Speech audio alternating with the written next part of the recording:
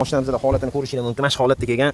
Ularni hammasini ochib, pechkalarni yechib, polni noldan qilyapmiz. Bu mashinamizda orqa faralar yonmayapti.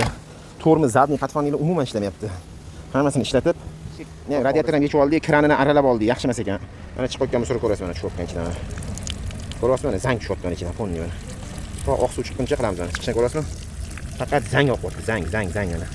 Pechga to'lib bo'lgan ekan, oke. Mana toza suv chiqquncha yana 1 soat yoqib qo'ydik ekan. Toza suv chiqyapti mana.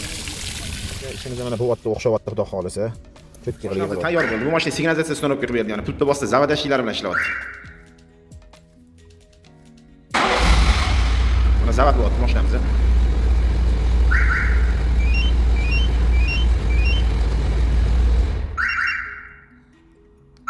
Bu mashina elektr oborotlarini yig'ib berdi. Buni ko'rsatib o'tamiz mana. Motorniyatsagiga suv bachorlarini qo'yib berdik, kapotasiya degan plafonlargacha ishlatib berdik.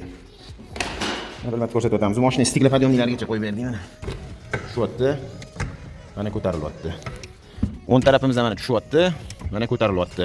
Maytofonlar boshqatdan stanovka qilib berdik. Mana bu kulchatorlar qo'ydik. Malibu barlargacha stanovka qilib berdik. Signallarni to'g'rilab berdik. Dvorniylarigacha ishlayapti. Faralar yonyapti mana. Pavlotlari. Hamma narsasi polni full variant yonyapti. Avariychalargacha ishlayapti. Mashinamizni bemalol ko'rishingiz mumkin. Orqa farani ko'rsatib o'tamiz mana.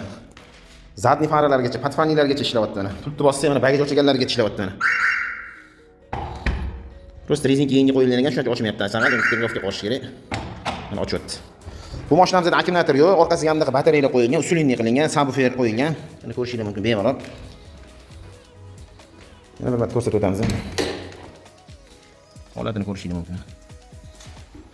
Bu mashinamizda simlarni to'g'rilab berdik, akkuratni qilib, ayrim sabablarga ko'ra mana bu spliter anaqalarning navrotlari bor ekan, bularni yechish imkoniyati bo'lmadi. O'shaning uchun bu taraf simini unaqa ko'p remont qilmadik. Nariyoq tarafdan hammasini akkuratni qilib to'g'rilab berdik.